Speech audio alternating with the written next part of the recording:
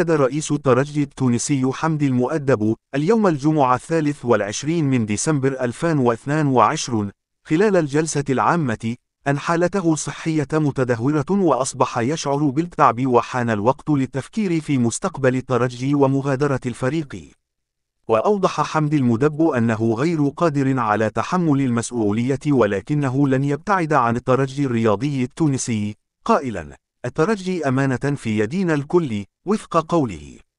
وبين أنه سيتم عقد اجتماع مع مجلس الحكماء الأسبوع المقبل للنظر في مستقبل الفريق، مضيفا أنه ليس متخوفا من نتائج الفريق في هذه الفترة وأن الهدف الرئيسي هو التتويج برابطة الأبطال الإفريقية. وتابع المدب قائلا: قلبي يوجعني كي نقول راني باش نبعد على مسؤولية الترجي. كشف رئيس الترجي الرياضي التونسي حمدي المدب اليوم الجمعة 23 من ديسمبر 2022 أن تسيير الترجي لمدة عدة سنوات أرهقه بدنيا، وهو ما دفعه إلى دعوة مجلس الحكماء للتفكير في مستقبل تسيير نادي باب سويقة. وقال حمدي المدب خلال الجلسة العامة: دخلت الترجي سنة 1967 ومنذ ذلك الحين وأنا موجود في النادي بشكل يومي.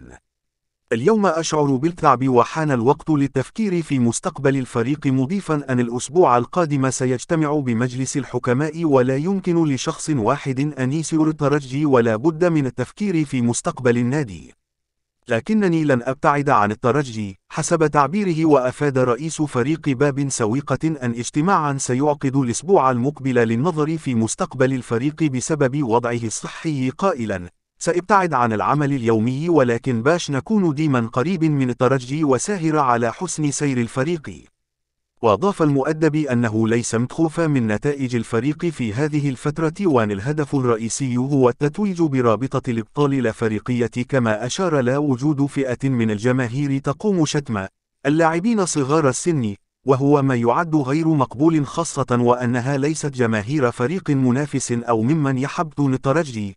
في الإثناء بات نجل الهادي الجيلاني الهاشمي الجيلاني قريب من خلافة الرئيس الحالي للترجي التونسي حمدي المدب الذي وعد بمواصلة الترجي ماديا. أكد رئيس الترجي التونسي حمدي المؤدب اليوم الجمعة 23 من ديسمبر 2022 خلال الجلسة العامة أن حالته الصحية متدهورة وأصبح يشعر بالتعب وحان الوقت للتفكير في مستقبل الترجي ومغادرة الفريق. وأوضح حمدي المدب أنه غير قادر على تحمل المسؤولية ولكنه لن يبتعد عن الترجي الرياضي التونسي، قائلا: الترجي أمانة في يدينا الكل وفق قوله.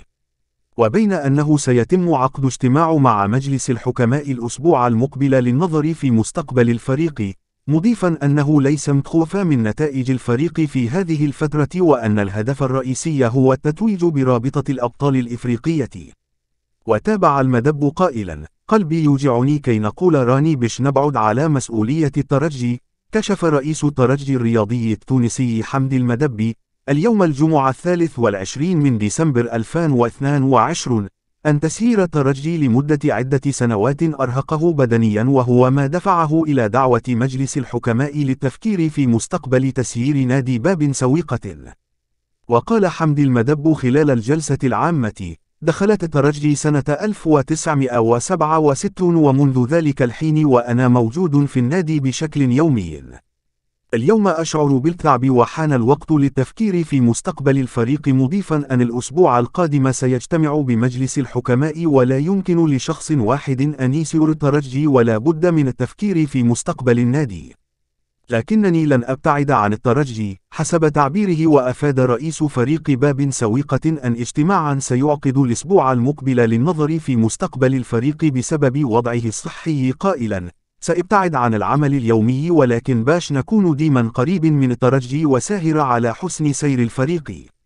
وأضاف المؤدب أنه ليس متخوفا من نتائج الفريق في هذه الفترة وأن الهدف الرئيسي هو التتويج برابطة الأبطال الأفريقية، كما أشار لا وجود فئة من الجماهير تقوم شتم اللاعبين صغار السن، وهو ما يعد غير مقبول، خاصة وأنها ليست جماهير فريق منافس أو ممن يحبطون الترجي. في الإثناء بات نجل الهادي الجيلاني الهاشمي الجيلاني قريب من خلافة الرئيس الحالي للترجي التونسي حمدي المدبي الذي وعد بمواصلة الترجي مادياً.